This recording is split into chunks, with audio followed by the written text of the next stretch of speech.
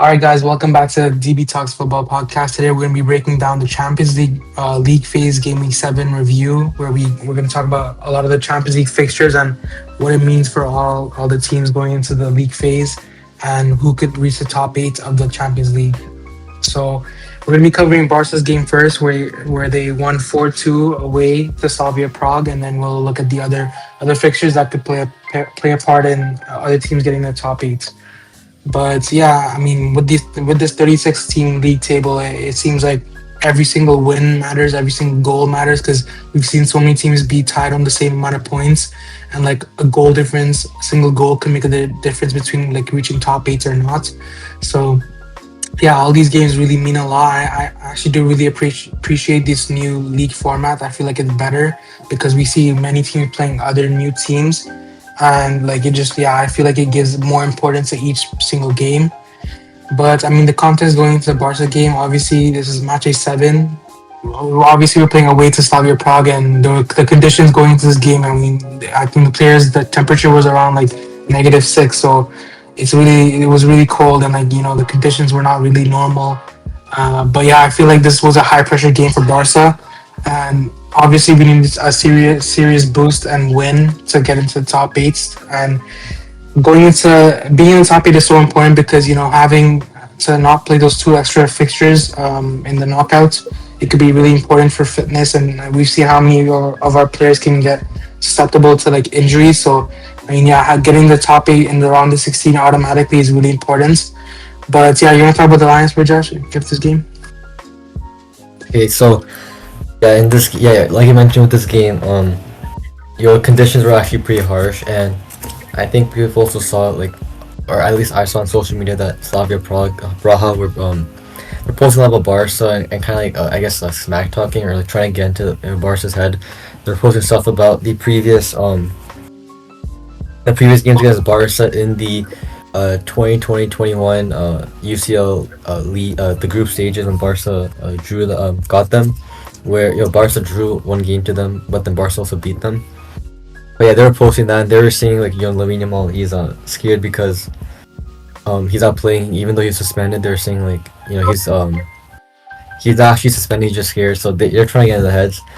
And then with the lineup, I think Flick actually I like the lineup Flick put out today. I think it was a pretty reasonable lineup. So keeper Joan Garcia as always, and then left back Balde, right back Koundé, and the center back. So Kubarsi didn't actually play. He didn't start. It was actually Eric Garcia and Gerard Martin, which was actually pretty interesting to see, I'd say. And then in the midfield it was Pedro De Jong, which I think that's like those two are always the best pivot that Barca can have available.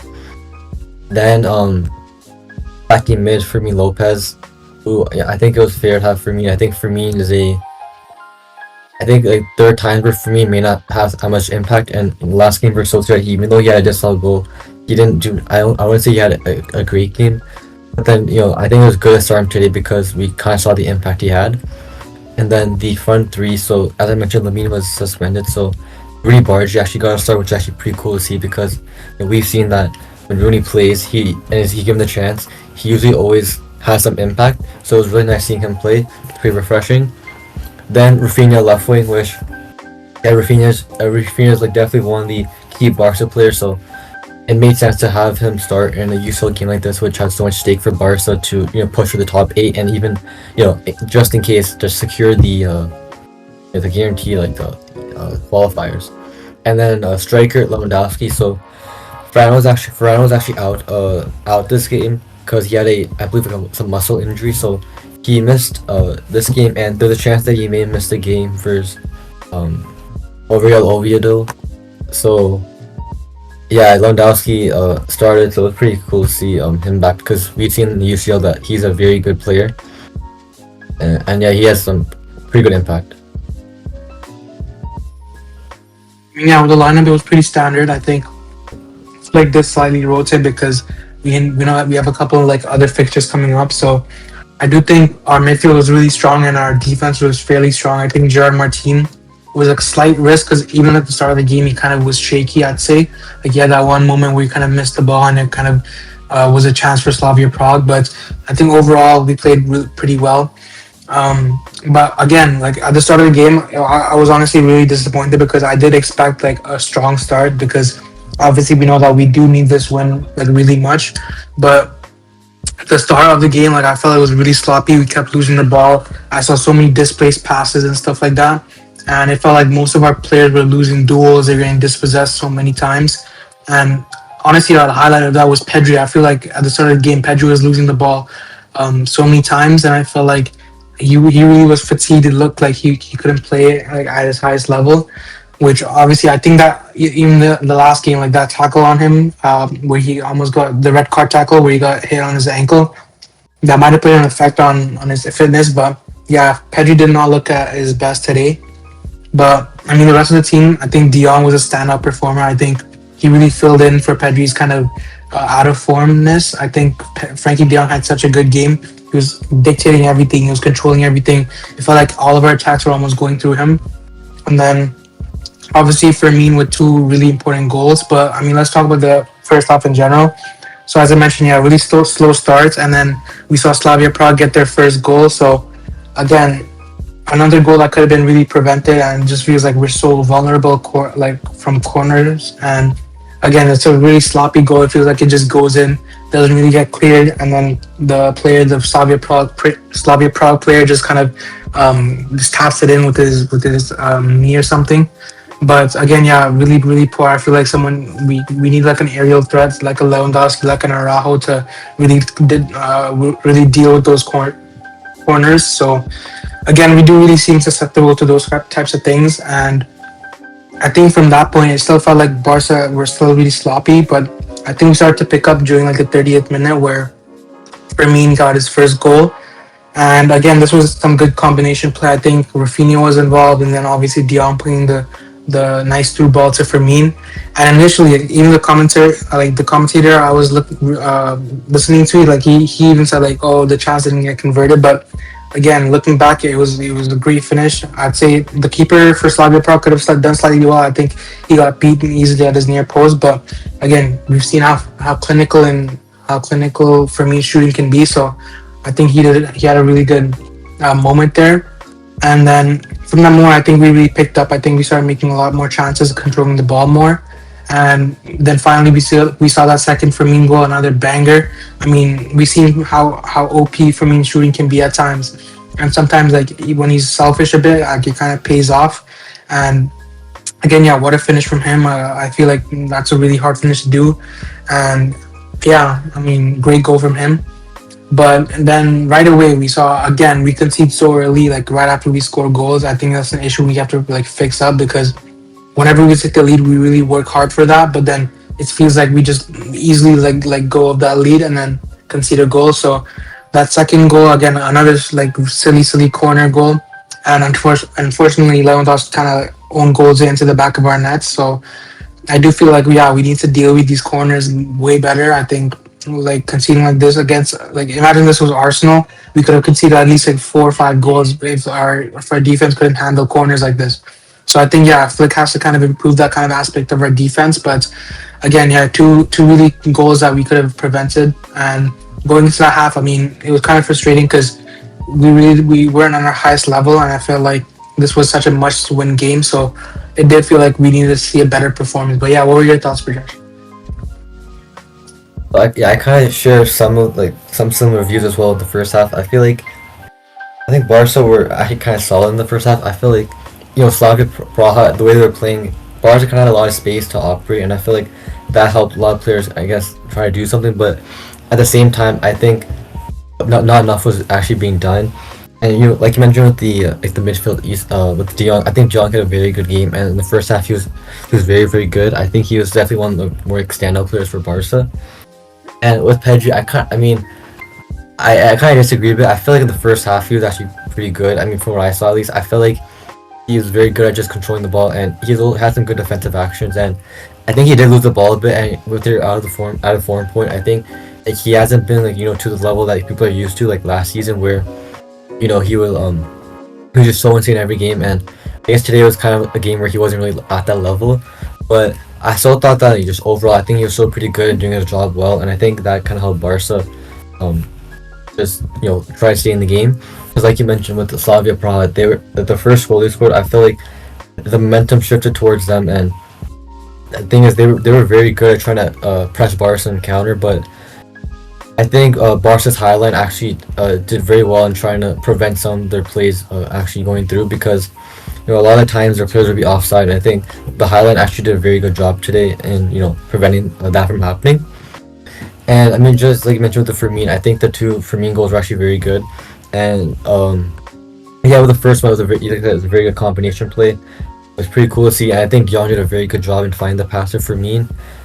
He played him through, which is very nice. And then the finish, I mean, I think it was still a good finish, and the keeper could have done better. But I think the finish from Firmino, because we know that his shot power is actually very, very strong. He's one of the best, or at least one of his best traits is his shot power and his technique. So I think sometimes just his shots can be hard to save. And the second goal, again, like I said, his shot power and technique, he was able to take a very good shot, and then it kind of curved into the bottom left. And also with the assist, Pedri got the assist, and I think Pedri did well with getting the pass off, because he was getting pressed by defenders, so he was able to get away from them and resist the press and then find the passer for me, and for me took a very good shot. And for me has a lot of space with that shot, so I think Barca did well in trying to exploit the space then. But like I said, in the corners, I think the corners, the defending was just very disappointing. With the Lewandowski on goal, I feel like I wouldn't blame Lewandowski as much. I think it was just hard. I think he didn't really expect it, and it just bounced off a Slavia Prague player and then bounced off his back. I just think that goal is just very unlucky for if that happened. I think it's just I wouldn't blame him too much. I just think, like I said, Barca could do better with getting players who are in aerial threat, like an Araujo. Or I think Barca should sign the next center back should be someone who's taller. I know Bastoni has been linked, and he's very tall. I think Schlotterbeck's also tall. I think he would also be a good choice. So yeah, but Katsasama will find a way for now in the rest of the season to defend better versus corners, because Barca do concede a decent amount of corners in every game. And most of the time we see Joan Garcia doing well in just catching the ball, but that's not always the case. So yeah, I think that can definitely have been improved. But in the first half, I think even though Barca conceded 2 goals, I still think the performance itself, I think it was kind of solid. I mean, I'm from what I saw, at least I thought that Barca were kind of playing well and playing a bit more fluid. I'd say I felt like the passing was better, and yeah, I like the way Barca were kind of using the spaces, but I feel like Barca could have definitely done more. And like you said, because it's kind of a must-win game, because Barca want top 8, and this is there's only 2 games left, so I think if Barca had to really get the win, and I feel like to get that, Barca should have done more in the first half. But I think going in the second half, 2-2, I think Barca still were in the game for sure, and I think Barca were actually I felt Barca would have a much more stronger second half performance, because just the way Flick, I feel like Flick in certain games, I think in the big games as well, I think Flick really is able to get the best out of the players in the second half rather than the first half. I think that's what I kind of noticed in some of the games that Barca played, especially the ones with the most stake. So yeah, I feel like the second half I was more confident, because I thought that Barca would have definitely done better. And yeah, I think after that 2-2 first half, I think in the second half, Flick really talked to the players, and I feel like he really motivated them, because yeah, as we mentioned, this is a really must-win game for us. Our hopes to go in the top 8 and direct qualification to the round of 16. But I mean, yeah, I feel like from that second half onwards, I think we really took control, and I feel like we were showing our dominance against Slavia Prague. And I think there were a couple of chances, but I think the main change that changed this game was obviously Flick's subs in the 60th minute, where Dani Olmo and Marcus Rashford came on. And I think Dani Olmo's, that first goal that he scored, what a difference he made. I mean, we've seen that he's been criticized a lot during these past couple games and stuff, but I think this is just one of his moments of brightness where he shows his class. So I mean, yeah, what a goal from him. It was a good move. Barca worked it into the box, and then a great finish from Olmo. I think that top right finish was so good, and you just never know what you get with him. I feel like sometimes it's frustrating, because this type of Olmo performance off the bench, it's it feels like you never see when he starts sometimes, and it feels like sometimes he's either really frustrating and like he doesn't convert his chances, whereas other times he's really clinical and stuff. So I just feel like with Olmo, I think the main thing for him to do is just be really consistent with what he does. And it feels like you can say the same with Firmino, because even like today, even though he scored 2 goals, it feels like the other games that he's played this season, sometimes he's also been frustrating, like not doing enough, not getting involved enough. So I think both are cam options. We haven't really found a consistent performer, so I think we have to really just kind of trust both of them in different types of games, and Flick has to like experiment playing them in different ways. But I mean, yeah, after that Daniel Olmo goal, I think we really like showed like we were gonna win this. I think there were a lot more chances, and I feel like again in that 70th minute range, we saw that Lewandowski got his redemption goal. Um, Again, initially like a great play. I mean, Rashford again making the difference. He gets a great assist, and Lewandowski initially, I feel like I thought he was gonna scuff that up, like maybe even miss, but thankfully he controlled it well and then kind of finished it over the goalkeeper. So again, really good attacking football, and it was a great finish to like kill the game almost. But again, two goal difference was really like it was decent, but I know we could have done better because as I mentioned before, like every single goal in this league phase kind of matters, and the goal difference is a major part of where you place in the table. So I feel like if we could have scored a couple more goals, it would have made a bigger difference. I think we still have a big chance of getting in the top eight, but yeah, I mean against Copenhagen, we're gonna have to really get a big goal difference and a big win. But again, yeah, I mean, like the main takeaways I take from this game, I feel like Barca managed the game well, especially in the second half, and we were able to like reduce Slavia Prague's transitions and counterattacks, which we were like really vulnerable to, and thankfully we were able to see out the game. Um, I feel like the mentality of this team really has improved, and we've seen like even though we're down, even though like there's pressure on us, we seem to perform in some of these like big moments. So again, yeah, I just feel like it was a good performance overall. But my stand-up performance would obviously be Fermin Lopez with his brace. I think those 2 goals, those 2 moments especially, were really special. And Daniel Olmo I put up there because of that moment when he came on. I think he made a big difference. I put honestly Eric Garcia was really good, and we mentioned De Jong as well. I think De Jong was really good. But honestly, I was slightly disappointed with Rooney. I think he didn't really do too much, like in this game specifically. I think he does need more game time because we've seen Flick not really use him consistently. But again, yeah, not Rooney didn't do too much this game. Raphinha as well. I don't think he did really like that much. Obviously, he's our main presser and stuff. He's our captain pretty much, but I don't feel like he got as involved. In that initial chance where he crossed it into Firmino at the start of the game, that was a really good play. But other than that, I mean, Raphinha didn't get too involved, I feel. Um, and again, I mean, our defense was decent. I think Eric Garcia was a standout there, but again, Koundé, Balde, Jared Martin still feel a bit shaky. And yeah, nothing too much. But yeah, what were your thoughts and your standout performance? So like you mentioned in the second half, I think Barca definitely played better and got the 2 goals, got the win. But I don't think, I mean, you kind of forgot to mention, or I don't know if it was intentionally, but when the reason Olmo got subbed on was because Pedri actually got like hurt and injured at the 61st minute or something like that. I forgot the exact time, or maybe like a bit earlier than that, but he got hurt, and I feel like that injury actually is gonna have a huge impact on Barca because I think Pedri, he's very good. He's like what's it called, like a cornerstone for Barca. He's one of the main players, one of the better players. I think he's been Barca's best player this season, like the most consistent. And seeing him get injured like that for the second time in the season, it kind of sucks to see. And he looked a bit emotional when he realized that he's gonna have to get subbed off because he knew that the injury is kind of bad. And there's reports saying it's gonna I'm not sure how long he'll be out. I think he even told the players to wait for tomorrow for the medical test. But a lot of people are predicting that it'll take weeks, maybe in a month or something to come back from. And I think that that moment was very scary. I think I got it was pretty bad. And so yeah, Olmo had to come on as a result, and then even Rashford came on for I forgot, I think Rooney, right? And then I mean, yeah, like you said, those two specifically both had some impacts. Olmo got the goal and Rashford got an assist to Lewandowski, and it's very good seeing Barca have players off the bench who can make an impact like that.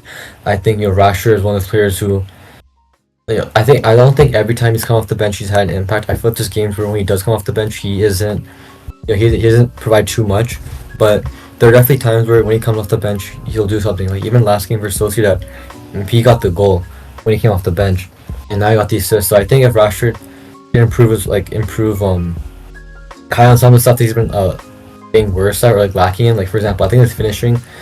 We've seen a lot of one-on-one chances that Rashford has missed, or some of his decision making hasn't been as sharp. And I feel like if he can improve that, then he can add so much more to the squad. And he's on track to have a very very good season. Because I think the first few months of the season he was very good for Barca. He was one of Barca's best attackers, and he was just very good. So yeah. And I mean, the second half, I think I only have much to say. Honestly, he kind of said most of it. I feel like again with Barca, like the game was pretty open. I think in the second half where Barca had so much space to operate in, and I feel like Barca can just play much better than that. And not every game will be like that where there's so much space, because teams play very different. And I think Slavia Prague's approach was different going to the game. I just feel like I'm not used to seeing this much space when watching Barca in La Liga, because La Liga teams are very kind of tight, I think. So yeah, I think Barca the second half I think was definitely better than the first half. I think Slavia also were, they're also trying to get the goals well. They also want to compete for the UCL, and they want to get a qualifier. So they're also trying a lot. And I think, like I said before, the Highland. I think the Highland did a good job in preventing some of their chances to even really do much. I forgot. I think we forgot to mention it, but I believe there was an offside goal. I forgot what half it was, honestly. I think it was the second half, maybe the start of the second half, where De Jong got the goal. But it was like very close being onside. I think it was Lewandowski's shoulder that was like very very close to being. It was slightly offside. So I think before I mentioned that, but yeah, I think the first half, the second half, I like the way Barca came back. I think in the first half I feel like conceding the own goal with Lewandowski getting the own goal, I feel like that could have hurt, like getting an own goal could hurt like people's confidence. But I think Lewandowski, he's very experienced and old enough, and he was able to actually come back from it and get the goal. Even though with Lewandowski, I feel like his overall performance, I wasn't too impressed, because I noticed this game where he plays kind of deep and he's kind of responsible for his like hold up play, and I feel like that's not really his strength. I feel like sometimes he's good at it, but a lot of the times he's not that comfortable at it. And I even noticed in the first half that he made like this one pass that it went right to a Slavia Prague player, and I wasn't really like impressed by that. I feel like I feel like looking at the profile that Barca need in a striker in the future, I feel like it should be someone that's more technical and more comfortable with hold up play, just passing the ball, but also good at like poaching and getting the goals and being good in the box. And I think even in aerial threat, because Barca are very good crosses, and Lewandowski has scored a lot of headers for Barca. So yeah, I'm not sure if I'm really forgetting anything else. I think I'll mention about Araujo, because he also came on, and I actually thought that Araujo is like his cameo was somewhat good. Like I don't think it was bad. I think he did his job. And with Kubarsi's, I feel like Kubarsi this season hasn't been as good he was as last season. I feel like he's been lacking, and I think there's potential for Araujo to get that starting position if he's able to prove himself and be consistent, because I think coming off his trip, I think he is looking a bit more confident and more happy. Like I've seen like his like him in like the training videos that Barca put on social media, and he seems very happy and stuff. So I feel like if Araujo gets that confidence, and if he can improve certain things in his game, like his passing and his decision making, I don't see why he won't become a starter. Because I think with like Pedri's injury, as I mentioned, Eric Garcia may have to play in the midfield. So I feel like if that's the case, then I think Araujo starting wouldn't be as bad. Even though I think a lot of Barca fans kind of lost confidence in Araujo, because he's very mistake prone, and usually the mistakes are pretty costly. But I feel like with Araujo, I think it's a bit exaggerated.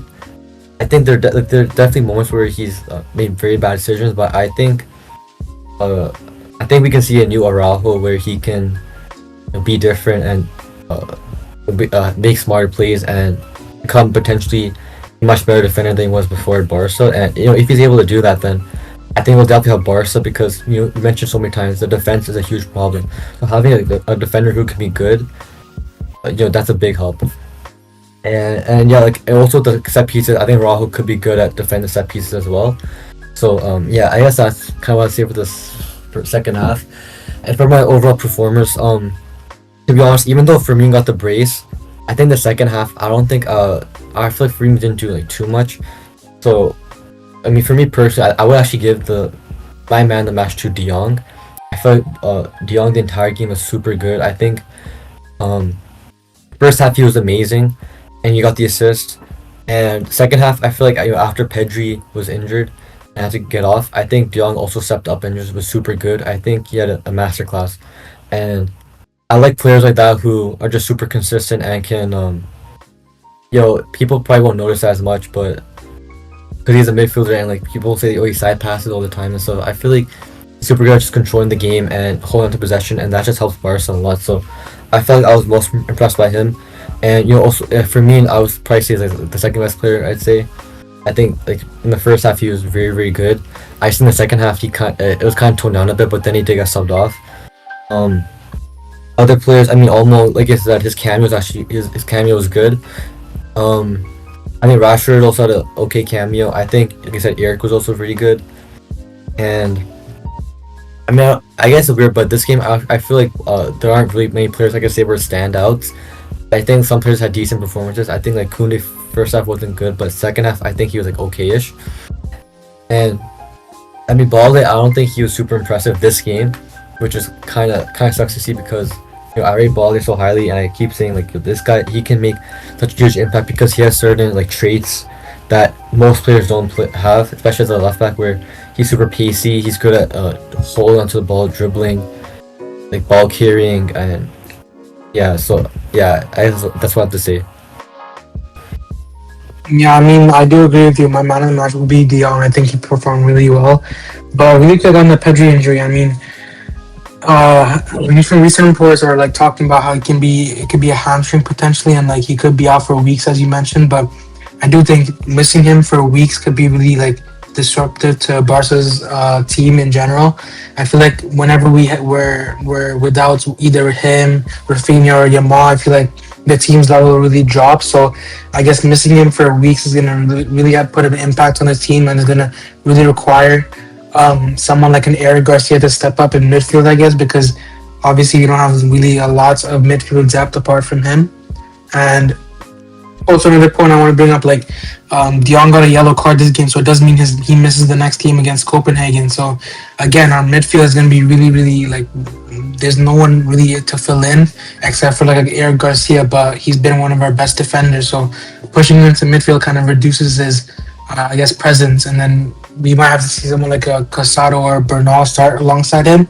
So I do think our creative level is going to really drop to, I mean, our next game. So hopefully we do perform big because we do need that big win, as you mentioned before. But I mean, yeah. Apart from that, I mean, looking at the big result from this game, obviously Barca have now moved to 13 points, and we are currently ninth in the league table. So, I mean, there are a lot of teams that are tied on 13 points, and this includes like PSG, Newcastle, Chelsea, Sporting, Man City, Atletico, Atalanta, and yeah, I think maybe a couple others. But yeah, there's just a lot of teams currently tied on 13 points, and again, it just shows that goal difference can really make a difference. So really hope that against Copenhagen we do score a lot of goals. Obviously, Yamal's going to be back, and hopefully Raphinha, Lewandowski, or Ferran can be also back to give us more options.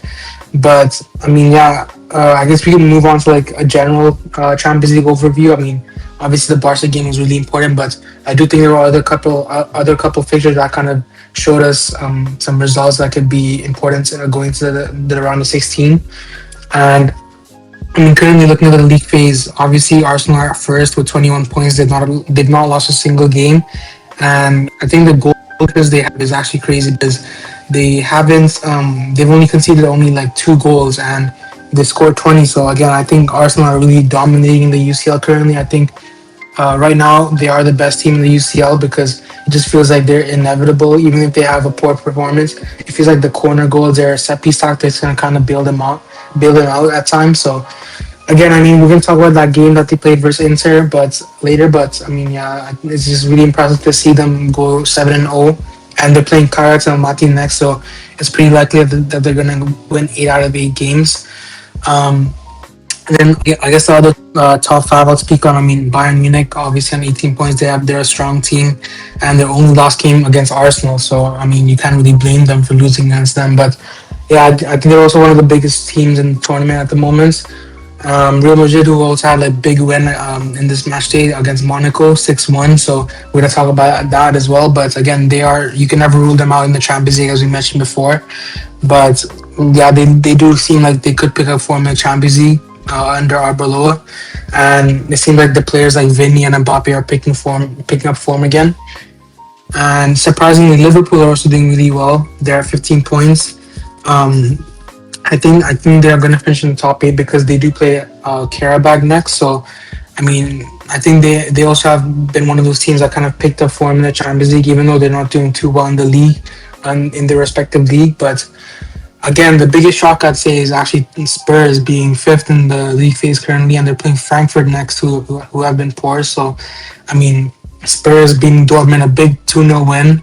I think I don't know how, like in the Champions League, it seems like they're doing really well. I mean, even although like they have the easiest fixtures, I'd say one of the easiest fixture lists, I'd say they've been doing really well in the Champions League. But then yeah, we mentioned like there's a big number of teams that are at 13 points. So again, going to the next match day is going to be important to see who gets the goal difference to finish in the top 8. But yeah, what are your thoughts on the league phase overall and the table at the moment? Yeah, so like you said, like it's very very close right now, and next week is the last game week. So, and every team is playing at Wednesday at 3 p.m. Eastern time. So, yeah, everyone's playing at the same time. So I think like everyone's be checking the scores like constantly just to see like what teams are going to be qualifying, which teams will get top 8. And right now, looking at the table, I think the only safe teams really are Arsenal and Bayern. I think even if Madrid lose their game, or Liverpool or Spurs lose their game, they could even lose their top 8. So it just shows how close the table is. And actually, like you said, I think earlier in this video that this format's much better. It's more entertaining wise. I think for like a neutral fan, this might be like super entertaining, but for everyone else, it's stressful. And it's very fun to see like all these teams having chances. And there's some teams that may not be like as they talked about that are still doing well in the UCL. I'd say teams like I think Atalanta, who have had a bit of a quiet season, or people don't really talk about them. I think they've been solid. They've gotten some results. Karabakh, who I think is actually pretty like underrated team. I think they're also pretty solid, and they won today as well. So they're also they're in contention to qualifying for the knockout qualifiers. And between the top, the race for top 8 is very close. Like you mentioned, so many teams have 13 points, and it all depends on like the goal difference as well, and like what teams actually win. Because we saw this game week where City lost in a pretty embarrassing fashion, and even PSG lost. So they're still not guaranteed either. So they're also going to be very they also want to fight for the top 8 as well. And I mean, yeah, I think like you mentioned, Arsenal, Arsenal have been the best UCL team because they've won all 7 of their games, and they've beaten a lot of strong opponents. They just beat Inter, and they beat Bayern, and they beat Atletico Madrid. So yeah, Arsenal are definitely a very scary team going to the UCL. However, in my opinion, I feel like the league phase is one thing, but I think the knockouts is a whole different thing. Last season we saw that Liverpool, they were first, but then they faced PSG in the round 16, and we know what happened with that, where PSG actually beat Liverpool. So I feel like a lot of it just depends on the form of the team, and also just the nature of knockouts and how it can be super different. Like one team can have a great leg, a great first leg, and the second leg they can not do well and they can potentially get eliminated. So it's very it's very hard to predict like right now, because I don't know. I just think every team here has. I think a lot of teams here have strong goings. I think Bayern have been looking super scary, and Madrid. I feel like Madrid last performance versus Monaco is very dominant, even though they're coming off of pretty bad losses.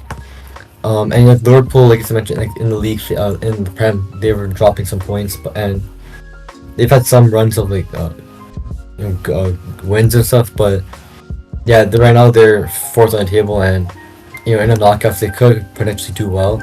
And Salah hasn't been playing recently, so they'll get Salah back soon. And if Salah can get in form, then I'm sure that'll definitely help them. And even a team like PSG are scary in knockouts. They're obviously the UCL winners, so they have very good experience. They have a lot of good players. They have a great manager. Chelsea in knockouts are a pretty scary team. They've won the Club World Cup in a knockout type, like in a knockout phase. So they're not a team like underestimate. I think they can definitely surprise people. And yeah, I think this is pretty interesting. And the results. Look at some of the fixtures today, besides the Barca game, there are games like Chelsea who played Pafos, where Chelsea got the win with the Caicedo goal 1-0. And Bayern also won the game with Kane got 2 goals. He got a pen and he scored a pen, but he also missed a pen, I believe. And Atleti actually drew today to Galatasaray.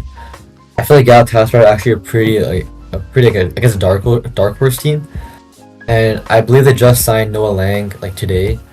So they're definitely like a team to maybe watch out for. I think also with Galatasaray, their home stadium is one of the hardest stadiums to play at for the opposition team.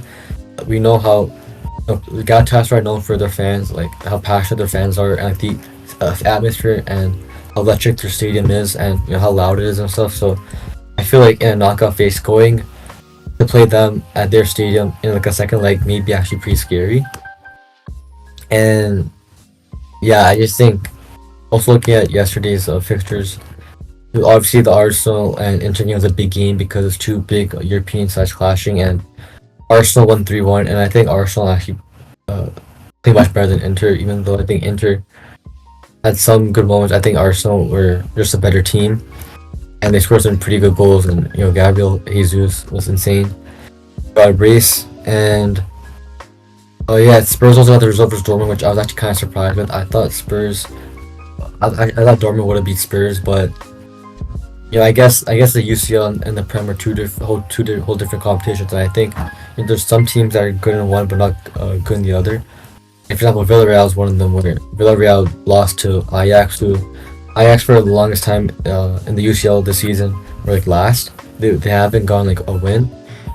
And then they lost, and they beat Villarreal, and Villarreal, we know in La Liga are a pretty strong team. They're not a team to underestimate in La Liga.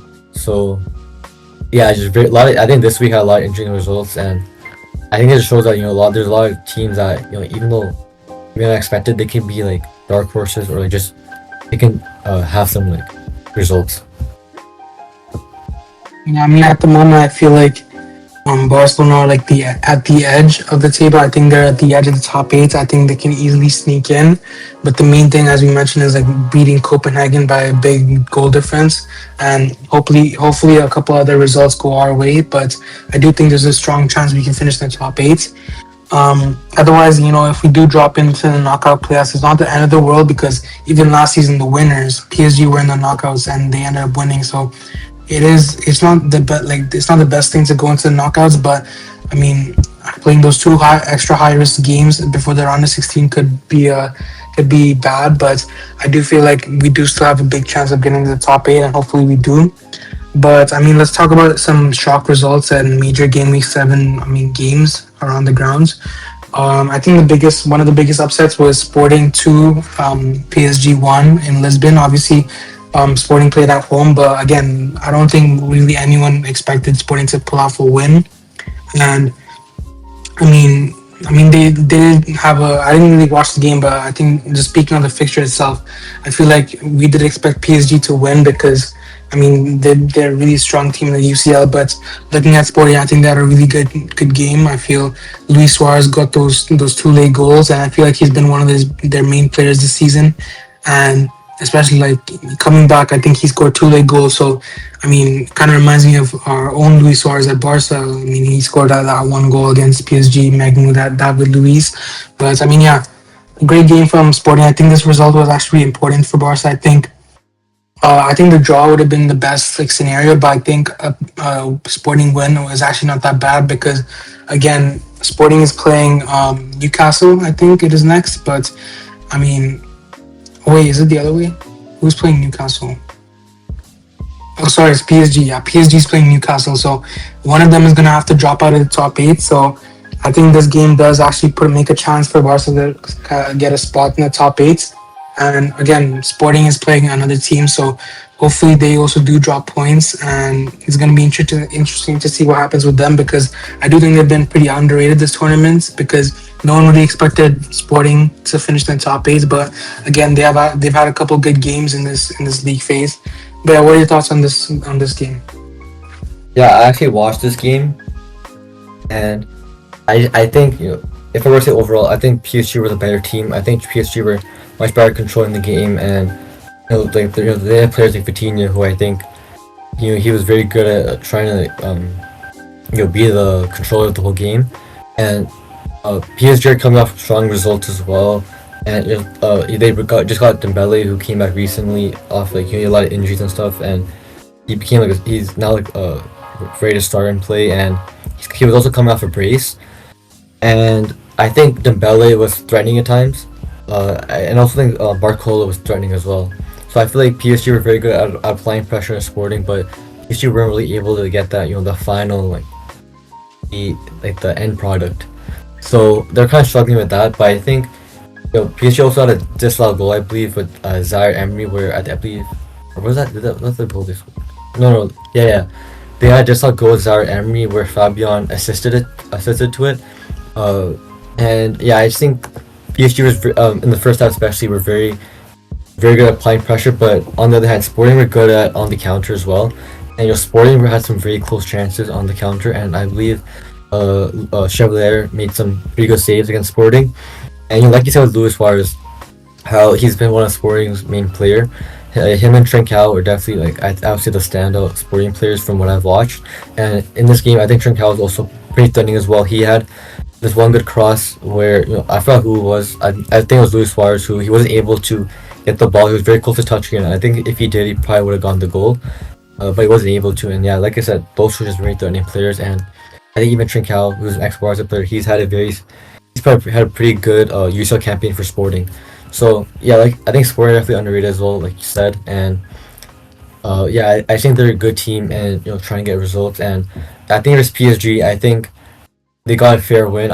Even though I think PSG played better, I think Sporting getting the win is also pretty fair. So yeah, that's what I have to see for that game. Oh, yeah, and also I believe Dembele got the assist to Kvara, which was PSG's only goal. But yeah, besides that, I don't think PSG were that good at getting the end product. Okay, and let's move on to the biggest shock loss in this match day. I think it was City losing 3-1 against Bodo Glimt. And honestly, a huge upset in Norway. Obviously, they're playing away, but still, you expect City to win because Bodo Glimt haven't been anything special in the Champions League. But I kind of watched this game, and City actually got dominated. I think the amount of chances they conceded, it could have been 5-1 to Bodo Glimt.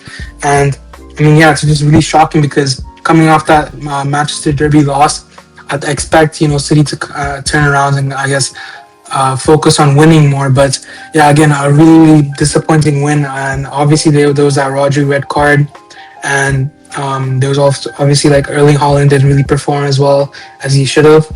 But again, it just feels like City is just playing really poorly in recent form, and only a player like Cherki, I think he had a really good goal to be fair. But again, I just feel like the overall City team at the moment is really poor. As we mentioned before in the Manchester video, I feel like the defense at the moment is really weak. Obviously, they've had big injuries to Ruben Diaz and Gvardiol, but I feel like the depth that they have in defense right now is really poor, and it's showing because these losses are unacceptable, to be honest, for them. But again, I feel it kind of drags City back into that top 8 race to see who can end up there, because again, they're also on 13 points now, so it's not confirmed that they're going to be in the top 8. So let's see what happens with them, because their next game is going to be against, who is it? It is Galatasaray. So that could also be pretty difficult for them because, playing against Galatasaray, you never know what could happen. And Thankfully for them, they're playing at home because I feel like if it was Galatasaray away, that could be even like harder. But again, you can never underestimate Galatasaray. But yeah, what are your thoughts on the Burdash? Yeah, so that game, I think we could like say because recent form with City have been in the Prem dropping points where they've gotten some draws, and they're coming off a loss in the Manchester derby where United play much better than City, and a lot like I said, a lot of City players are kind of out of form or not as good as they can be. Like players like Foden who had a good like few games of form, but now I feel like he's lost it. And also like you mentioned with Holland, who Holland is from Norway, and a lot of people are saying he's gonna score a lot of goals because it's his return to Norway and stuff, and he was used to that. It's fair enough, but he didn't really do anything. I think he got there are much better Norwegian players on the pitch that day. So I feel like with Holland, I mean, I think it's kind of noticeable that he's tired, and it's the main reason why he's not getting the output that he was in the start of the season. And I just think without Holland being good, City it's kind of hard for City to be good because Holland's the main guy scoring most of the goals, and he's just such a big threat. So I feel like City will turn to form and like start winning more games once Holland can get back into form. And I mean, I saw his post match interview with I forgot who it was. It was with at least CBS or something, but he mentioned that he's going to do better, and he took accountability that it was his fault. He took responsibility, and it's his fault and City's fault that they're not getting the results recently, and but they're going to do better. So kind of instilling hope that he's going to return back into form, and City will try to get great wins for the fans. I even saw that I believe they refunded all the City fans' tickets that came to the game because I don't think any of them expected City to get outplayed by Bordeaux. And I mean, yeah, again, like I said, shocking result. Roger got a red card, and yeah, I think Bordeaux was very impressive. And it's honestly nice seeing teams, that aren't really as recognized or people don't really talk about them. It's nice seeing them get good results against the big teams, like the European giants. So I think it's very fresh to see that, and I just think it makes everything more interesting. Yeah, I mean, let's move on to I guess the biggest fixture of this match week. I think Inter versus Arsenal was the biggest game. I guess the two biggest teams going against each other. I feel like this game going into it, I feel like they would draw. I predicted that they would draw, but again, just with Arsenal, it feels like they're inevitable. They almost like find somehow to win, even if they aren't performing like at their best. But again, I feel like they did play actually well in this game. I feel like the difference between like Jokers and having Gabriel Jesus as striker, it's really big because again for Arsenal, I feel like they need like a techie striker, someone that can like be good on the ball, someone that can play good passes, 1-2s and stuff like that. And it feels like whenever Jokers starts, it feels like he isn't able to do that properly.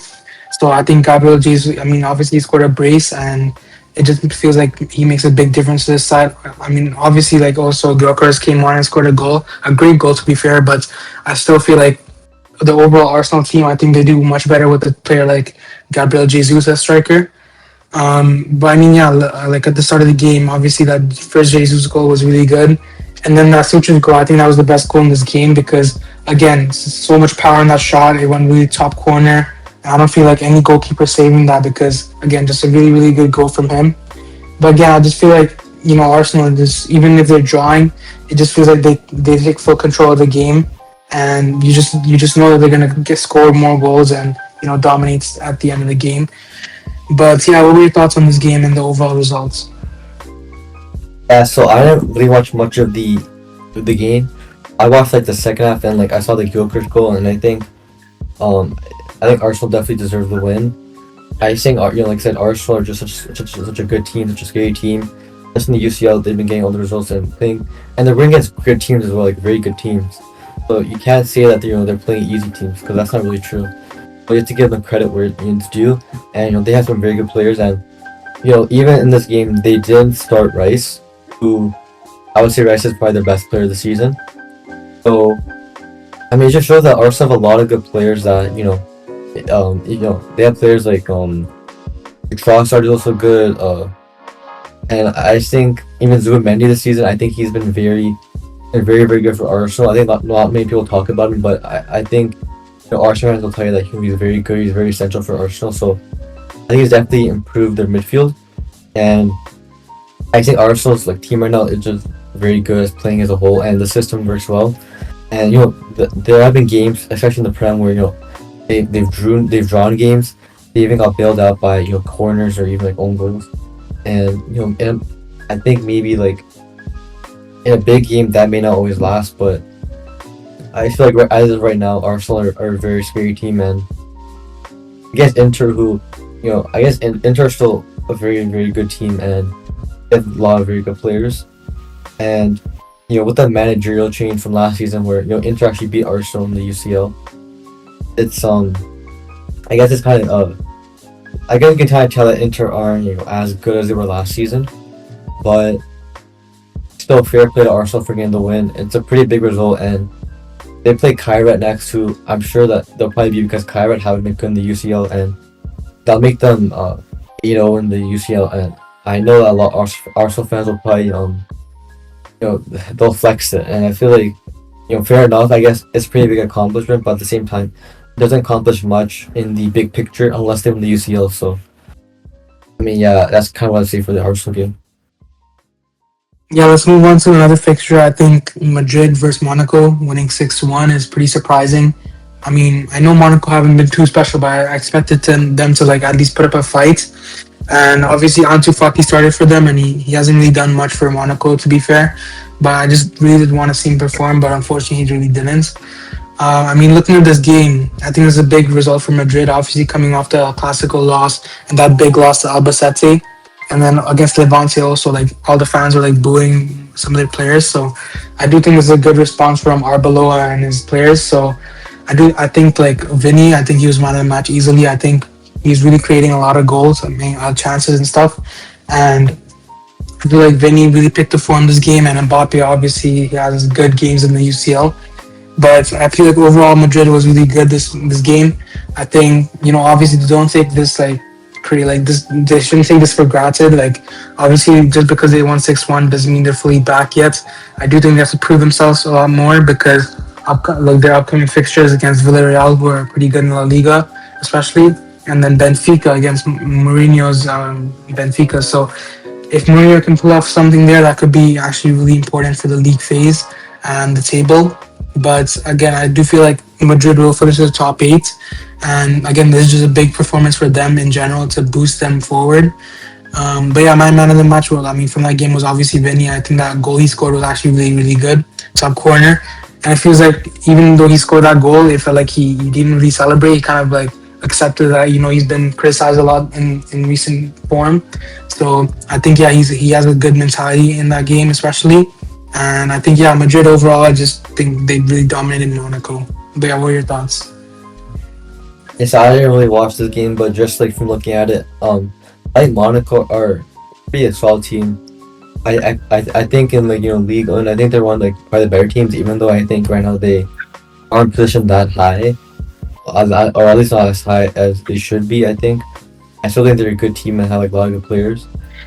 And I mean, I guess against Madrid, I mean, they got battered, and Madrid also have that. So the gap between the quality between the two teams is pretty high, and Madrid have a lot of good players. I mean, like I mentioned, Vinny, who had a very good game, Mbappe, who had a good game.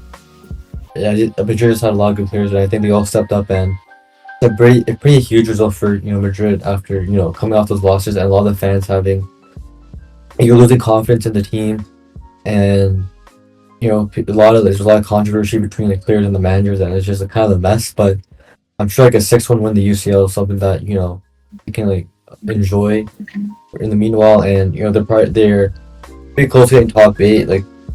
They're third right now, and they seem to win or some type of result, probably win to just secure top 8. And if they do that, then that's good for them. So yeah, and I guess with Monaco, it's a bit disappointing to see them lose like that. I think Monaco and the UCL are they're okay. I don't think they're anything too crazy, but I do think they're okay enough to get surprise results. I thought they would have done better, and they have some good players.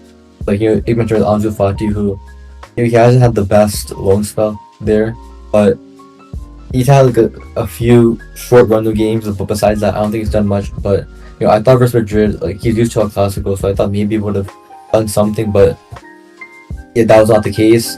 And I mean, Monaco probably have a good chance of just qualifying for the knockout qualifiers, but I think right now with the way they've been playing the UCL, I don't think they'll do too much or they'll go too far. I mean, I remember seeing them versus Spurs, who, even though I think they dominated Spurs, I think they didn't really. I think at the end probably they didn't like get the final, the final thing to get the goal, and I think that was a big weakness for them. And so we just have seen a lot of teams, but I feel like Monaco, who aren't like that consistent at it, I feel it's hard to see them do well in the Champions League, because if they lack that, then it's hard to just win the games, and that's why they haven't really gotten down results in the UCL. So yeah, I think Madrid, they can definitely use this win to get a high momentum, but like you said, you can't overreact over one win. It's better to see across more games how Madrid do and how they play and if they're consistent. So yeah. Yeah, we can move on to another shocking game. Spurs 2 and Dortmund 0. I mean, obviously, like Spurs are such a weird team because the last 5 games they drew to Sunderland, they lost to Bournemouth, they lost to Villa, they lost to West Ham in their last game, and then they put up a really good performance against Dortmund in the UCL. So again, both of these teams are really inconsistent. But going into this game, I'm pretty sure a lot of people, especially you, would have expected like Dortmund to win this game. But I feel like really like Spurs played really well. I feel like again players like Solanke coming back, he made a real big difference. I even mentioned it, like Spurs have been missing him. So I mean, yeah, Solanke coming back, scoring that goal, I think really important. And I feel like a lot of fans are still gonna feel like Thomas Frank isn't doing well enough with Spurs. But I feel like if they do have a good run in the UCL, it could change things for them. But I mean, yeah, I think I heard Jet Spence played well. Xavi Simons, I think he played well because he's used to playing in the Bundesliga. He's used to playing a team like Dortmund because he used to play at RB Leipzig. And then Odegaard also, he got 2 assists. So, I mean, credit to him. I feel like he's one of those techie players. And then Romero, I feel like we've seen Romero score so many goals for Spurs. Him and Van de Ven, I don't know why, like Spurs, we've seen both their center backs score a lot of goals. So, I mean, they're really important for Spurs themselves. And then I think just overall, yeah, this is a dominant performance for Spurs. I mean, obviously, Dortmund got their early red card, but at that point, Spurs were already 1-0 up. But I do feel like that red card played a big impact into the game. But yeah, what are your thoughts on this game overall? Yeah, like you said, I had Dortmund win this game. I think Dortmund are still a good team, and they're second in the Bundesliga, so I thought they would have done something. They would have had a better performance because they even have players like Kurasi, who I think has been solid in this like UCL, and they just have like a lot of good players. Like, we talk a lot about Slavia because I think he's a very good replacement, or not replacement, but like a good center back for BARÇA'S side. So I kind of keep a close eye on him and like how he does. And I thought Dortmund would have had a much better result against Spurs because like you said with Spurs are a very like inconsistent team with Thomas Frank. They haven't been like playing or doing well in the Prem. A lot of fans want Frank out, and I guess we're in the UCL now. They're pretty high on the table. They're like I believe 5th or something like that. And yeah, it's just crazy to see Spurs get a result like that, and it's a pretty dominant one, as people would say. And we talked about like the Solanke goal. He had a very cool celebration with the Luffy Gear 5, which I thought was pretty cool. And a lot of people are talking about that. And like I said with Solanke, I mean, yeah, you saw it like with him at Bournemouth. He's a very good striker, and he's an interesting Spurs signing. But I feel like with Spurs, I feel like with his career with Spurs so far, I feel like it hasn't been like anything too much. I mean, he has been like injured and unavailable and stuff, and he does get goals as well. But I feel like he's not like a. I feel like Spurs can definitely do better on the striker position. I feel like even Richarlison isn't like a great striker for Spurs. So I feel like Spurs, like their squad is still lacking some strength in like certain positions. But like you said, the center backs, I think the center backs are very strong. Both Romero and Van de Ven are very good. They score goals as well. So they make a huge impact, and they're very good defenders as well. And yeah, just a point from Dortmund. I think a lot of people, I think Dortmund are usually like a good team in the UCL. So it's kind of crazy to see them lose in that fashion, and also just this whole UCL campaign from them. I don't think they. I think they haven't been as impressive. And I think other players, the players in Dortmund, I think Garassi could definitely do better.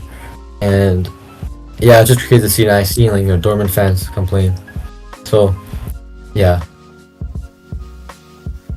Yeah, I do think like Spurs is gonna be interesting to see what they do in the UCL because they've been really inconsistent in the Prem, but in the UCL they seem to turn up. So I mean, could they be a knockout sort of team? I don't know, but let's see what happens with them. But I guess I mean there weren't really like that many like big games. Let's say apart from that, I mean let's talk about like some other quick games from other teams. Let's talk about I think one of the biggest games for the table at least was at Atalanta 2, Athletic Bilbao 3. And surprisingly, I mean, I did actually want Bilbao to win this game because, as we know, Atalanta are actually in the top eight at the moment, and they could be fighting. Or sorry, no, they're not in the top eight right now, but they were, and they could be fighting for that top eight spot. So them losing that game is actually really important. So I mean, credit to Bilbao. They've been really poor in the Champions League in general, but again, I feel like getting that result against Atalanta away, especially, I feel like that's really important and impressive. And I mean, yeah, I haven't really watched the game, so I just feel like this result in general is really important for the table at least. And I feel like, hopefully Bilbao actually get into the playoffs. So I mean, I want to see them go further in the Champions League because we've seen so many La Liga teams do really poor, especially Villarreal. I mean, we're going to talk about them in the next few minutes, but Villarreal have been like so disgusting in the Champions League. Like they've lost 6 games and won only one, or sorry, drawn one. So they haven't even won in the Champions League, and they're 35th in the table. So again, La Liga teams not doing really too well in the league phase at least. But hopefully, I mean, this is a big result for Bilbao at least. And then I'll quickly talk about Bayern Munich versus Union Saint-Gilloise. Again, you expect Bayern to win this game. I do think they had a pretty slow start to the game, and I think they in the second half they picked it up. Obviously, Kane coming in clutch. He scored that first goal and then the penalty. And then he also missed the penalty, so that's pretty shocking. And then also Kim and Jae getting that red card. So again, a lot of pressure on Bayern in the later parts of the game, but I do think they did well to get that win. And yeah, obviously you expect them to finish in the top eight because they are on 18 points at the moment. So yeah, let's see what happens with them. I feel like they're one of the strongest teams in the tournament still. They're one of the best attacking teams in the world right at the moment, and yeah, it's going to be interesting to see how they do in the knockout forms in the Champions League. And then quickly, Liverpool 3, Marseille 0. Again, I thought this game I could actually see Marseille getting points because we've seen Liverpool be inconsistent, but again, I feel like they dominated Marseille, and it's really good to see that. I guess Liverpool picking form because Salah's actually back at the moment he started this game. So I mean, I don't think he played really well, like too well, and nothing special. But again, I feel like Liverpool, I guess they could be one of those teams that in knockout phases they could actually be really good. So it's going to be interesting to see what happens with them. And yeah, what are your thoughts overall on those 2 games? yeah. So I didn't really watch any of those games as well, but the results are definitely very important for the top eight race. I think that's what everyone's been focusing on because that's pretty like important because the teams that are included in the top eight will have to play in more games, and usually what happens is like a lot of teams don't get top eight, like all the good teams, so there may be potential clashes. Like I remember last season with the Madrid and City, they actually faced off, and and Madrid won it. So City were knocked out pretty early, so teams don't want to have to face play an extra round, and especially against a very good team. It's just unnecessary, and teams play enough minutes as well. So yeah, those results are definitely very important. I mean, I want to make your point about Villarreal and how they haven't been good and how it kind of shows like some like that's an example of a Liga team not doing well. And I guess you compare it to the league like the Prem, Prem fans hold the like very high, saying like they're the best league in the world, and they are. But I mean, if you look at the UCL able, a lot of the teams are like the top 8 teams. There's a lot of the Prem teams like Arsenal's there, Liverpool there, Spurs there, Newcastle, and Chelsea. So there are 5 of the Prem teams in the top 8 already. So yeah, and the only team that's not top, the only Prem team that's not top 8 is City, who are at 11th. So I feel like the Prem have a lot of strong teams. So yeah, I guess it shows like some leagues have just have stronger um teams in like Europe, and I believe in the Europa League even like I think Villa is doing well, and the Conference League I know Palace is there, I believe. I'm not sure how they're doing though, but yeah, I guess that's just a point I want to mention, how the Prem has kind of been dominating this UCL, I'd say. But yeah, overall I think like those results, they mattered a lot because we're trying to see Barca get top 8, and the Atalanta loss definitely helped. And I mean, that's pretty much all to say. Yeah, I think we can cover. I'm just gonna cover a couple of the other like fixtures that we can mention. I mean, Juventus 2, Benfica 0. I think Juventus have been like pretty inconsistent, but I think they are picking up form. Um, in the Champions League at least. I think in the Serie A they haven't been like too special at least. But again, I think Kefren Turam has been one of their best players. And also Yildiz, I don't think he did too much this game, but again, I feel like just this win for Juventus is pretty big because they are at the moment they're 15th with 12 points, so they could finish in the playoffs. I'm pretty certain they will. But again, for Benfica, it's pretty disappointing because we've always seen Benfica be one of those teams that somehow always makes it to like the later phases in the Champions League, at least around the 16 and stuff. But I feel like this campaign for them specifically has been pretty disappointing, and at the moment they're actually out of the top. They're outside the top 24, so they actually might not even make it to the playoffs, which is pretty surprising. So I mean, yeah, overall, I mean, Jose Mourinho, I mean, we'd expect more from him and his team. So let's see what happens with them. But another fixture to talk about, let's talk about Newcastle 3, PSV 0. I actually thought PSV could actually get a shock result in this game because we've seen PSV beat a team like Napoli 6-2 and stuff like that. So, I mean, pretty disappointing from PSV's point of view. But again, it just shows that Newcastle are a pretty solid team when they're up for it. And this game, I feel like Johan Misa has made a big difference. I think Voltemada's kind of fallen off in recent form, but I feel like Misa's actually picked up form since coming back from injury and stuff. He got a goal and assist in this game, so I mean, having him and Voltemada, having both of them, I mean, in the Prem and UCL could be really useful. And obviously Gordon, this guy doesn't want to score in the Prem, but whenever he is in the Champions League, he always wants to score. So I mean, he's been pretty inconsistent, but I feel like in the Champions League, at least, he's been really good for them. And I just think overall, like Newcastle, I think they're one of the best knockout teams because they're solid defensively and they have those physical players. So you never know, they can get a big result. So let's see what happens with them. Then let's talk about Chelsea 1, Paphos 0. I mean, we have a lot of Chelsea fans, Armin and hate them, but I mean, they were watching this game. It felt like they were getting frustrated a lot because even for them, this was a must-win game for them, and obviously they're playing Paphos at home, so they expected them to get at least a big win and get a big goal difference. But it felt like they were struggling, in fact, and even though like Paphos weren't really creating anything, but it felt like Chelsea weren't even doing anything themselves, and there was a couple players that were being a couple like really frustrating because I feel like I saw Neto actually struggling in this game. There's a stat like he made 15 crosses and none of them were actually successful, so that's pretty shocking to see. And even Garnacho, I don't think he was anything special, but I feel like overall, I mean Chelsea again. You mentioned like they're one of the best knockout teams they could be because they have that kind of DNA in them.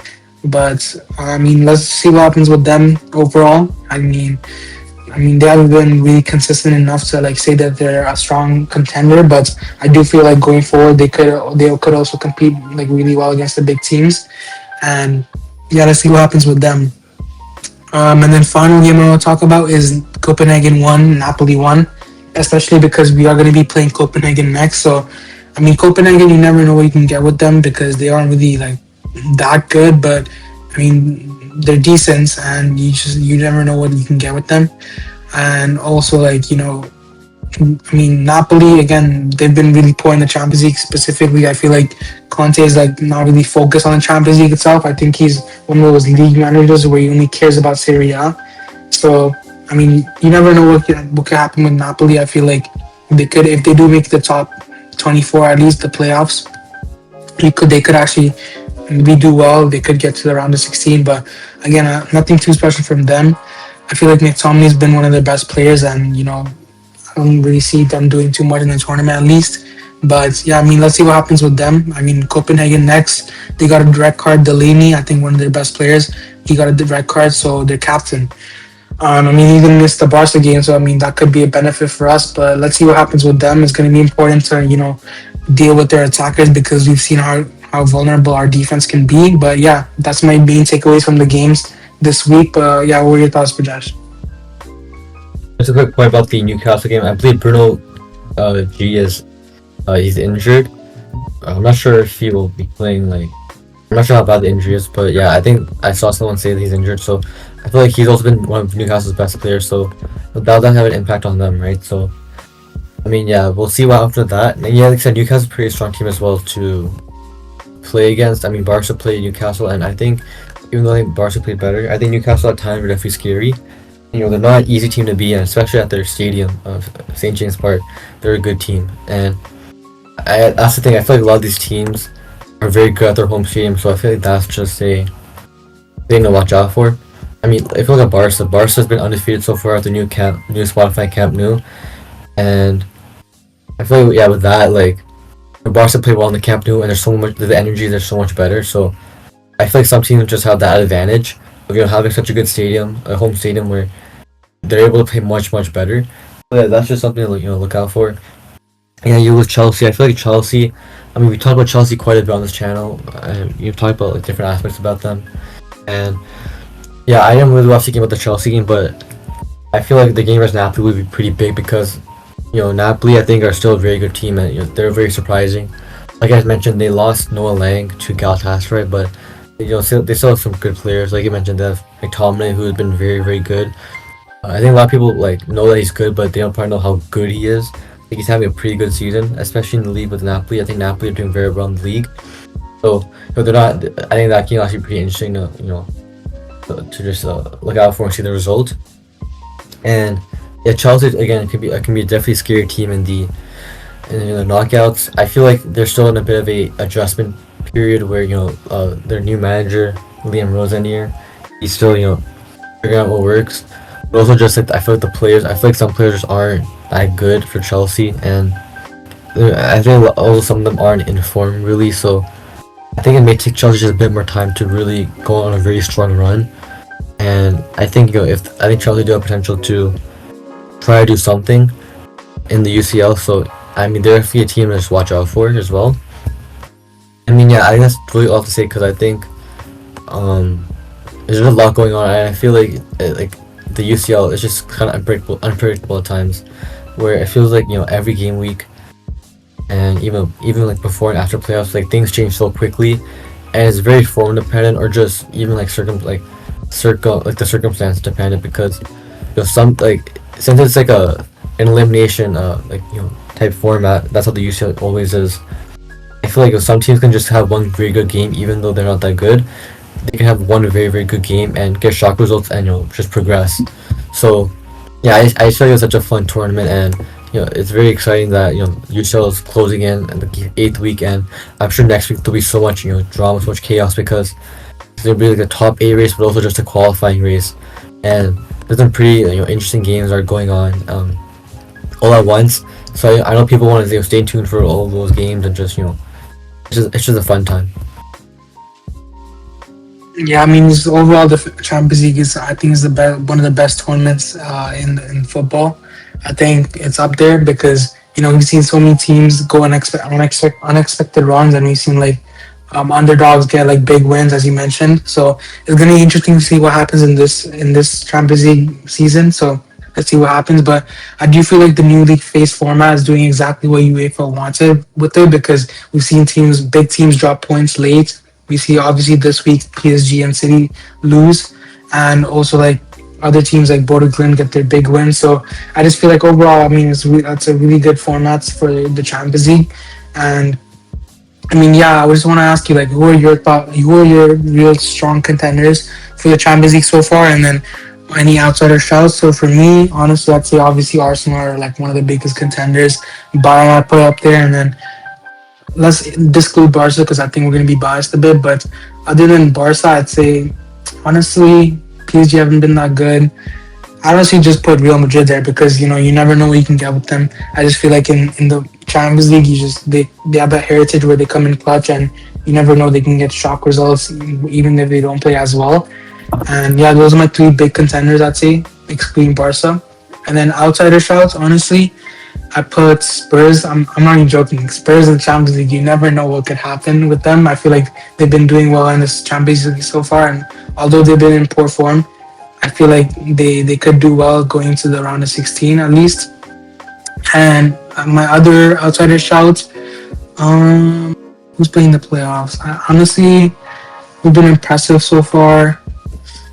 I'd give it to, honestly, Newcastle. I think Newcastle are one of those knockout teams that could actually do really well, even if they aren't playing well, as I mentioned before. But yeah, what are your thoughts? Yeah, so you said exclude Barca because I was gonna say I think Barca are definitely one of the strong teams to go into the UCL because I think with Barca, even the last season it was pretty sad to see like the semifinal and how it turned out, but I think that squad just gained so much experience and I think Barca have a lot of good players who I think turn up in the big moments. Even though this season I think it's been like in the big games Barca haven't done well, I still think like the team has improved since those losses and I think players like Lamine are going to do better in the big games. I think Pedri, when he's back, he always does well. So I think Pedri will do good. I think De Jong has been in amazing form. So I think he'll also become clutch. And then Raphinha, he's super good in big games and he's such a clutch player and he's super good. He just helps Barca a lot.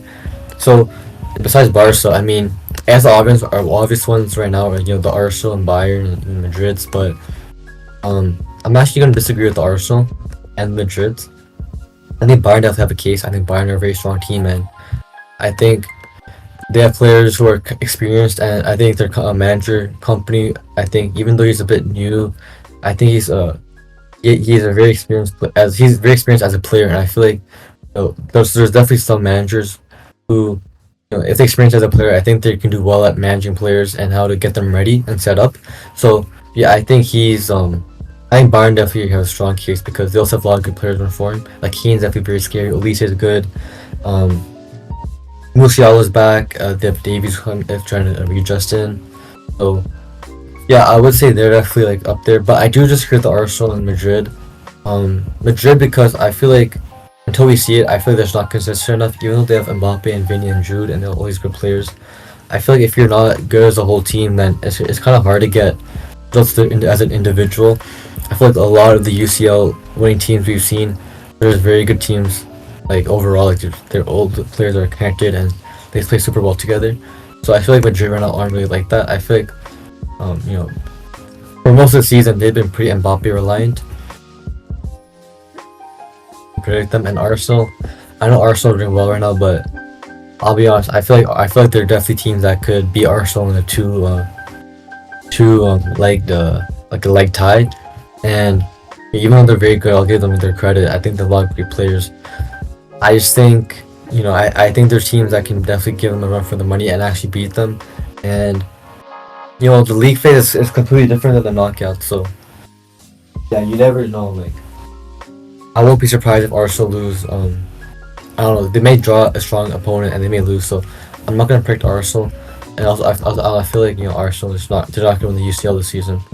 And PSG, I'll give PSG. I think they're actually a strong team, and I think with PSG, like even last season, like the first half of the season, they weren't that loud, but in the second half they turned it up, and a lot of people were giving them so many praises, so many shouts, and all the players, a lot of the players were turning up, and players like Nuno Mendes was getting having a very good season, Vitinha was getting a lot of praise, Dembele was getting best player in the world shots and stuff, like he was getting a lot of praise and stuff. And João Neves as well. So I feel like PSG also just experienced because they're coming off as a UCL winner. So I feel like they're definitely a team to watch out for. And the third team, let me see. I guess besides those two, I guess maybe I'll say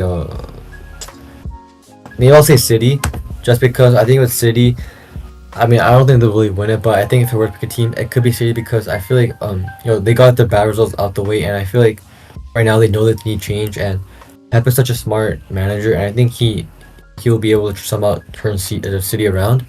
And they have Haaland, who I think is a very dangerous player, and I mean, City have won the UCL in a pretty recent time, so they're also a very experienced squad. Even though they've lost some experienced players like KDB, um, they lost KDB and like Ederson. I still feel like they have players right now who I think can make some difference. They even signed Yehi, who will definitely help with their defensive efforts. And Semenyo hasn't been registered in the UCL yet, but when he does, I think he'll definitely provide them some good attacking options. And for like my outsider picks, I think Sporting is definitely an outsider pick. I think Sporting, like you said, are kind of underrated, and I think they can definitely do well and far in this. They can definitely go far in the stage, and I think they're good players, and I think I just see them as a team that could be like a dark horse potential. And besides that, I don't know if like Juve is a outsider pick. I would go with Juve as well. I think Juve have some pretty good players. I mean, Yildiz is one of them, and yeah, I just think I think Juve can go on a solid run, and I think they're definitely probably one of the like I won't say they're like too strong compared to a lot of the other teams. I feel like they're more inconsistent and all, but I still think Juve kind of have that like they're still like a European giant, I'd say, and I think they could maybe do something. So I'll say as an outsider pick, I'd probably give it to them. And I'm thinking between my last pick to be either Galatasaray or Marseille, because I think both these teams are dark horses as well. Like, they're pretty good. I think Galatasaray are just a scary team because I think Osimhen has been having he's a scary player, and even like I said, they signed Noah Lang, who I think Noah Lang's a decent player, and I think he can definitely help them. They have also Sane, and yeah, I think they're also a hard team. And like I said, with the stadium and them they'll have one game at their home stadium, and I think if they can take advantage of that, I think they can actually beat some pretty good teams. But with Marseille, I think Marseille are also a pretty good shot because I think Marseille had some decent UCL performances, even though they lost today to Liverpool. I still think that they have some players who are good. I think Aubameyang has had a pretty solid UCL run, so yeah, I think they're also good. And in the league, I mean, they have also been pretty good, so I think Marseille could have a solid run as well. Wait, so you don't have Arsenal as top contenders? And wait. So you mentioned like they're not even like you could see a team beating them. Like who could actually beat them? Because I don't really see a weakness from Arsenal at the moment. Okay, I'll answer both your questions. So I don't see them being like you're saying like winning the title and stuff. I don't see Arsenal win the UCL this season. I think between like two legs, I think I could see some teams beating them. So like I said, what teams? Okay, I think I'm not trying to be biased. I think Barca between two legs can definitely. I think they could beat Arsenal. Barca conceded 2 corners. The corners, set pieces. I know that. But that's not every game. There's some games where there's anomalies, and I think the defending today from Barca is pretty poor, but again, it's not every game, and I think as the season progresses, Flick is going to try his best to improve the squad as best he can, get them ready for certain teams, and I think Arsenal, even though they have a very good defense, I think Barca have players that can break that defense. Like I said, with someone like Pedri and De Jong, and they're both great players. I think they can definitely control the midfield against Rice and Zubimendi. I think Lamine Yamal, when he's back, I think he's great enough to just put so much pressure. Even him and Firmino and Raphinha putting pressure on Arsenal. I think Barca are capable of it, and I think as the season progresses, Flick is going to find a way to just strengthen the squad, and I think players are going to step up and get much better. So I mean, I think they're one of the teams that can beat Arsenal. I think even like PSG across 2 legs, they've already done it, and I think I don't see why they can't do it again, because I think PSG are still like a pretty good team, and yeah, I think they have such great quality players, and I think Dembele is fully getting back into like his good form. So yeah, I wouldn't count PSG out. They have also Kvara, who's good, Barcola, who's threatening, and their midfield is great, and they have 2 very good fullbacks. And besides that, I can see Bayern also being in the 2 legs. I think even though Arsenal beat Bayern in the league phase, I think across two legs, I think Bayern can definitely be a very scary team. And again, like I said before, like they're what you said as well. They have a very strong attack. So I think like if Bayern can somehow break through the Arsenal defense, I think it's possible across two legs. So I guess definitely Bayern beating them. And those are the main teams I think can. But again, like I said, in the UCLs, it's very unpredictable, and you never know what happens. So it's like I won't be surprised if Arsenal don't win it. So my feeling is that they don't win the UCL. Yeah, I mean, I do agree with you. I don't think Arsenal's like invincible, but I still feel like they're one of the hardest teams to beat in the UCL because in a knockout type of game, it just feels like they're inevitable. They hold out their defense really strong, and they have multiple ways of scoring. Like they have obviously their attack. I don't think their attack is all that, but obviously like they have Saka and stuff like that, so they could score a lot of goals. But especially set piece wise, I mean, their defenders are crazy. They can score so many goals through that as well.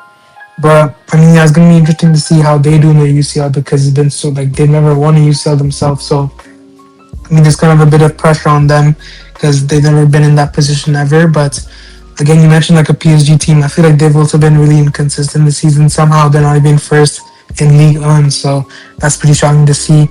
And I just feel like obviously they can pick up form. We've seen many teams in the later part of the season they've picked up form. So I think there are a lot of teams to see that like we can see pick up form in the later parts. I feel like Barca themselves, obviously we are like one of the contenders, but I feel like defensive wise in a knockout type of like a tournament, it's really like not good to have because these defensive issues you never know. Like having one bad day can really drain a team.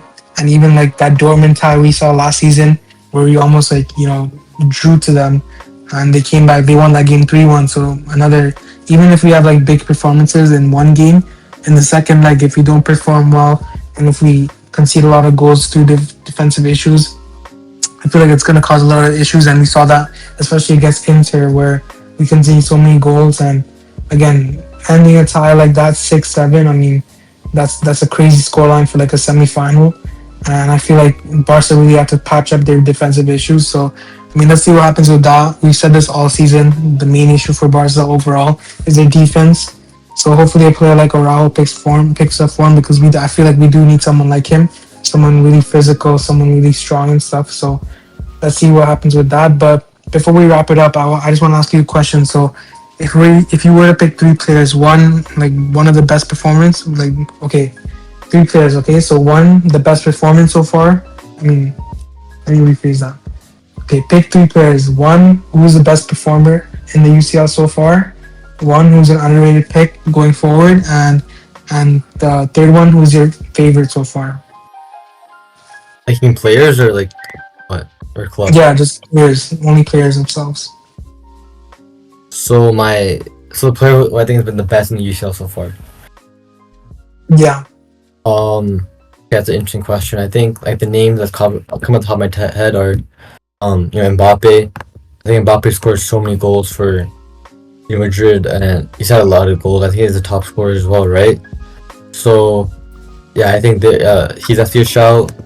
I think in Barca, I can't really name player because I feel like someone like Pedri's missed some games, so I feel like I can't really put him in there. Even Lamine missed games, and he had a bad game versus Chelsea, and Raphinha's missed games, so I won't really putting Barca players in there. In Bayern, I think maybe some Kane's a shout, and Arsenal definitely have a lot of good players as well. Yeah, it's just hard to really like pick one single player because at the same time I haven't really watched the full 90 of a lot of the games, so it's kind of hard to pick one player that especially from players that I haven't seen a lot of them. The safe pick will obviously be Mbappe, and I'm probably gonna pick Mbappe because of how good he is. He's like some pretty crazy games, and he's a top scorer, and yeah, I think he's very, very good. So for now, I'll say I think Mbappe is the best. For underrated, that's also kind of hard because I feel like there's a lot of players who are good.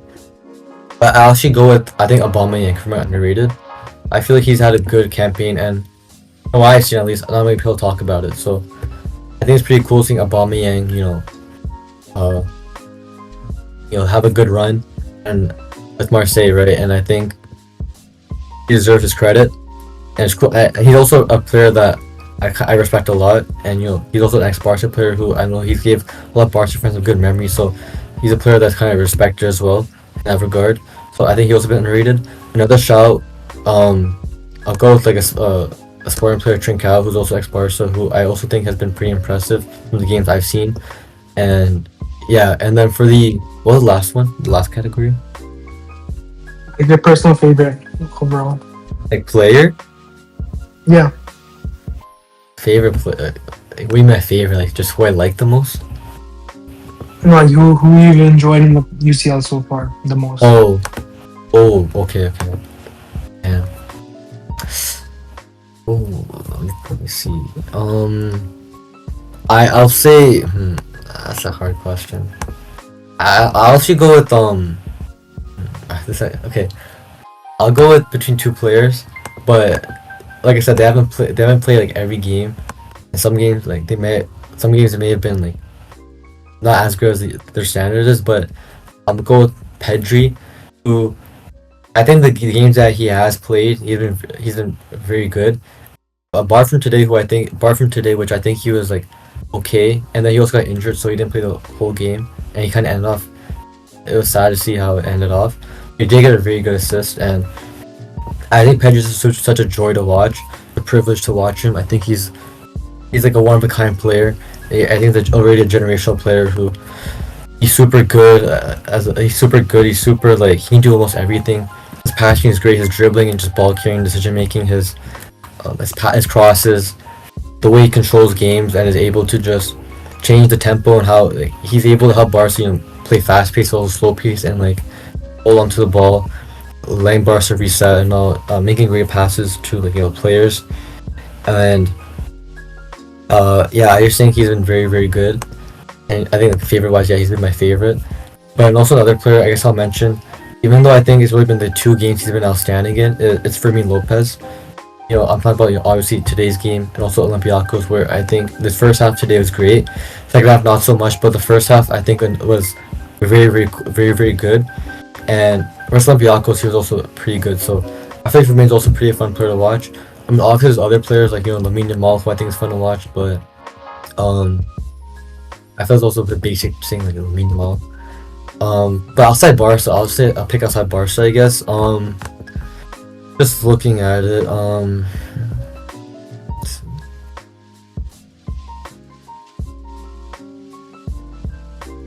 I think I'll say we have Ishan, who's a Bayern fan, who's been in the podcast before. He is a big Olise fan, and I think Olise is also a pretty good player to watch. So I say him maybe. He's also kind of cool to watch. So I say probably Olise. But I will say also I really like Yildiz from Juve. I think I've said it before. Like I really like Yildiz, and I remember his game versus Dortmund, the 4-4 draw. His goal is insane versus that. So yeah, I really like Yildiz. So honestly, he's also been a pretty big joy to watch. Well, you throw a couple of my picks like Fermin and Yildiz, but I mean I'll mention some players. I mean obviously player of the tournament so far. I'd agree with you. I think it's Mbappe because even though like some of the games, like the big games, he hasn't really performed as well, like Liverpool and stuff. I still feel like he's just been like class for Madrid. I feel like he's been carrying them in certain games. So again, I feel like he's the best player for Madrid, and I think the overall tournament so far, he's been the best. I think he's already on like 11 goals, so it's pretty crazy. And then for my underrated, I'll go with Szoboszlai because I feel like in a Liverpool team that's been slightly struggling overall, I feel like he's been one of their best players. And every game, if he's like he can fill in anywhere, he can fill in midfield or right back or somewhere. So again, I just feel like he's been one of their best players, him and Akazike. So yeah, he's my underrated shout. And then for my personal favorite, honestly, I'd just say Fermin Lopez. I feel like when Fermin's on it, like he's one of the best like difference makers in the game because we've seen with his shooting, it's just crazy. Like he has some of the greatest finishes we've seen from midfielder, and attacking mid at least. So I mean, it's gonna be interesting to see how he does in these knockout tournaments because him rotating with Dani Olmo is going to be like pretty crazy to see. And I mean, yeah, I just feel like he's been one of my personal favorites when he does perform. But the other thing with him is he's kind of inconsistent, like game wise. So hopefully, like in the future, he's more consistent at least. And yeah, I mean, you mentioned Olise. I think he's also one of those shouts, but I just feel like in the big games, he doesn't like really turn up as much. And I mean, he's obviously a great player to watch, but yeah, I just want to see him perform more in the big games. Other than that, I mean, we have one of our guests, Hate Them. He wants to join for a quick moment for this topic. But yeah, Hate Them, who's been your best player so far in the tournaments? Who's been your most underrated player? And then your personal favorite? Yeah, so nice for having me on here. Thank you for having me on back. And yeah, I'm pretty sure, yeah, the best player in the tournament, I honestly have to give it to Mbappe for what he's been doing already. I'm pretty sure he's touched what? If I'm not mistaken, he's touched 9 goals, including today, with 11. 11 now. goals. Sorry, 11 goals in the Champions League already, and he's only played 7 matches. So he's been amazing. He's been cooking it up. Not really much to say. I don't think there's a player that comes close to him. Secondly, other than maybe an Arsenal player like Declan Rice or Gabriel, because they've also been very consistent. For my underrated pick, moving on to that one, because that one I feel more passionate about, it has to be none other than Reece James. I understand that he's missed like 2 games just off rotation, but instantly you can see as soon as he plays for Chelsea, they look so much more comfortable in the defense as well as on the attack. If I'm not mistaken, I'm pretty sure he has only lost only one of his UCL campaigns this season starting, which is ridiculous to say, honestly. He has a great track record. Even today, just watching him, he was very bright on the ball. He was amazing to watch, and it also leads on to me saying that he has been my favorite player to watch in the UCL. I know there are other players just even outside of Chelsea, as I am a Chelsea fan. There's the likes of Olise and his dribbles, even versus my club when we played. He was very, very brilliant. I would love to mention him. Another player that I also have to give props to is a player like sorry, I'm cutting out. A player like Szoboszlai. Yeah, he's been a little shaky recently, but he's come back and he's also been very important for Liverpool. Even that free kick he scored today, the way he broke it down on the TV and in his interview, where he was saying he knew that they were gonna jump and that they were gonna bite if not having a man lying down below the wall, and the way he just effortlessly scored that free kick, I do have to say he's been nice to watch this season. But overall, yeah, underrated. I have to give it to Reece James. He's been nothing short of amazing this season, even just outside the Champions League. Sorry, just to mention that. I do rate him highly, and I do think the sky's the limits with him. And what was your personal favorite? Was it Reece James as well? Yeah, Reece James as well. Okay. I mean, any other final thoughts, Bajosh, before we wrap up? I mean, yeah, that pretty much wraps up our UCL review for match day 7. I mean, obviously a lot of big fixtures, especially Barca winning 4-2. And, there's a lot of teams currently clustered together with 13 points. So it's going to be interesting to see what happens on the final match day on next Wednesday. And, big shocks to this week. We saw PSG lose, we saw City lose. And obviously Atletico Bilbao also get a big result. So hopefully, do you guys think, let us know in the comments, do you guys think Barca will sneak into the top 8? Or are they headed to the playoffs? So let us know about that. And then which giant do you think will drop into that playoff zone? Potentially PSG or Newcastle who are playing each other again. So, let us know. We'll see you guys next time. Goodbye. Goodbye.